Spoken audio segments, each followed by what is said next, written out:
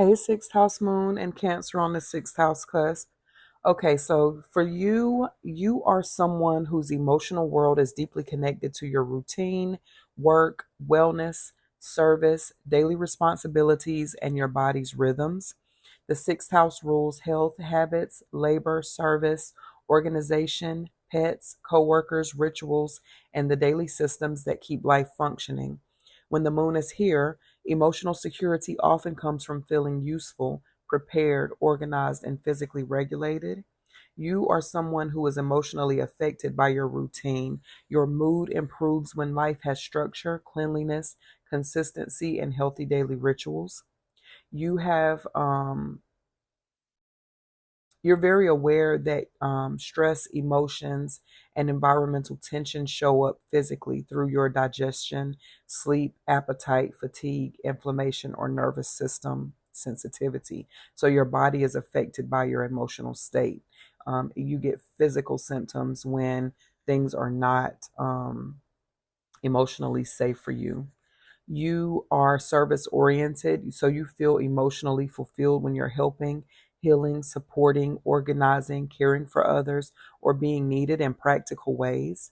You're sensitive to your work environment, your coworkers, your workload, criticism from the boss or others, chaos or emotional tension in the workplace can strongly affect your mood.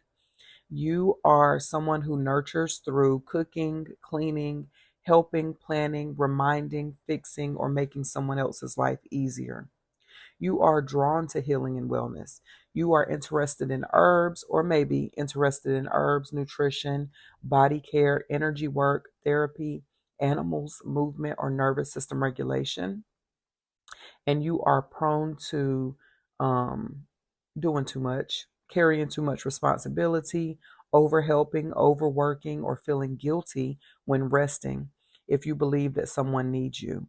The moon in the sixth house or Cancer on the sixth house cusp is teaching you that your healing is found in the sacred rhythm of daily devotion. Um, you are someone who knows how to turn everyday life into a ritual.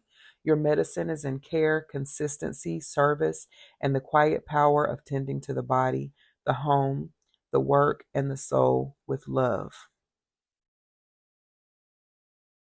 Okay, so your cards are Judgment, Inspiration, the Five of Pentacles in reverse, and Devi Ma Kali. Okay, let's start with Devi Ma Kali. One of the things that is likely true for you is that you don't know how to be held. You are constantly providing for, helping, or serving other people, and you may have a hard time resting enough and being cared for. And it may not be that you don't know how, it may be that you don't have people around you who know how to hold you or who do hold you. You may constantly be surrounded by people who need you to do something for them. So you are someone who needs to rest in the fact that spirit and that spirit is your resting place. Spirit is your um, place of peace, your place of restoration. You may not find that in other people right now at your current level of understanding and at your current level of what you're willing to accept and what you're willing to do. So, Spirit is asking you to create a daily devotional, not only to them, but to yourself. You are someone who needs to take time out to stop serving and stop doing for others and to turn that care and service inward. So you are being asked to be mindful of the routines that you choose for yourself. You are being asked to take time out for you to When you wake up in the morning, don't immediately check your phone to see if someone has texted you and asked you for something. Don't even look at your phone when you first wake up, because immediately there will be tasks that are triggered for you to perform. So when you wake up in the morning, take the time to check on yourself. Take the time to check your emotional gauge, your emotional mood, how you feel, and what it is that you feel that you need. Take time in the morning when you first wake up to say a little prayer for yourself, say a little prayer for your day, or just to simply give thanks to Spirit for holding you. Give thanks to Spirit for providing for you, and give thanks to Spirit for being of service to you.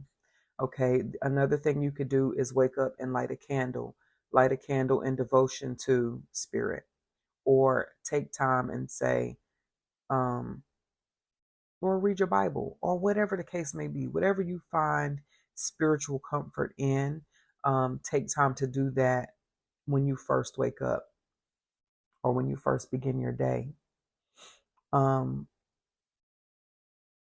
Spirit is also asking you to stop pouring so much of yourself out to other people. Spirit is asking you to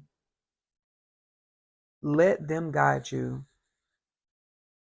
to who needs you and who needs your help. Don't just find fires to put out. Let your intuition speak and say, go over there and help that person. Or do this or do that, right? Don't just find a fire, grab the extinguisher, and go spraying it on people. Because sometimes you'll find that there are people who are, not sometimes, a lot of times, you're going to find that there are people who are ungrateful for your service and ungrateful for your help. They didn't ask you for it, they didn't want it, and therefore they're not appreciative for what you've done.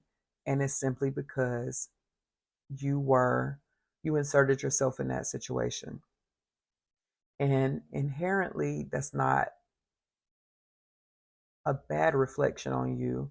It's just that it causes overwhelm and it causes depletion. And so when you go around over giving to other people, you don't have anything left for yourself. And so this is a lot of times what happens to mothers.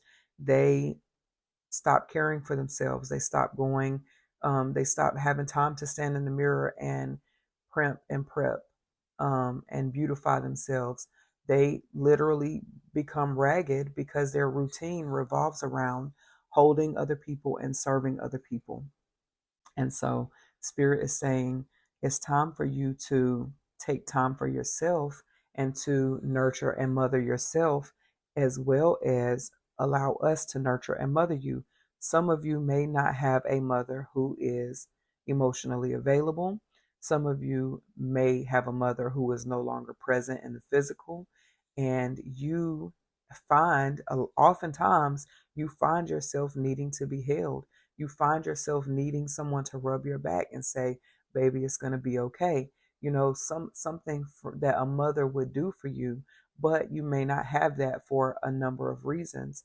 But Spirit is saying that they are there for you. They are there to hold you, and they are there to replenish you and rub your back and offer you consolation and guidance where there is the lack of that in the physical from people that are around you, people that you have surrounded yourselves with.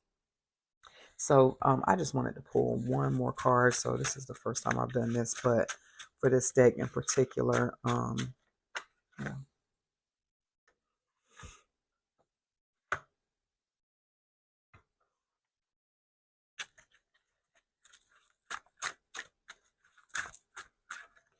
Okay. So also Spirit. So Judgment card came out initially, but this is not judgment in the sense of the tarot. This is judgment from an oracle standpoint. Spirit is also asking you to not judge people so harshly, and not to overly quickly um, jump to a judgment or a calculation of a situation.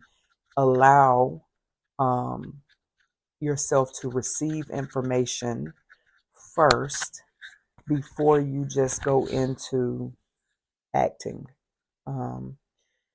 And also, if you are a mother,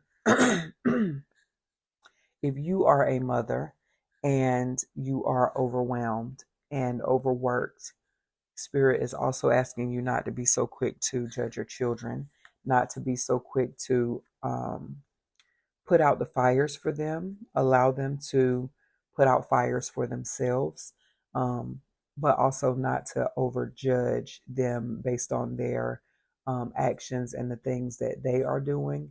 Spirit is asking you to kind of calm down on that and allow them some grace. Allow them the grace that you would have wanted when you were a child and your mother was biting your head off about, what her expectations are, or were of you. They just want to remind you that, to soften the blow of what you have to say. Take time to not just say it right away. Um, Spend some time in reflection before you speak so that you don't create a wound that is not easily healed for your children.